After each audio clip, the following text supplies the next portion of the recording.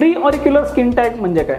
Pre ऑरिक्युलर skin tag म्हणजे बऱ्याच वेळेला बाळाला नॉर्मल कान असतो, पण कानाच्या पुढे एखादं दांडूक आलेलं असतं किंवा एखादी छोटासा फोड आल्यासारखा किंवा काही एखादं लटकल्यासारखं थोडासा त्वचेचा भाग असा लटकल्यासारखा असतो, तर यांना प्री ऑरिक्युलर स्किन टॅग म्हणतात। हे कानाचं उपजत व्यंग आहे।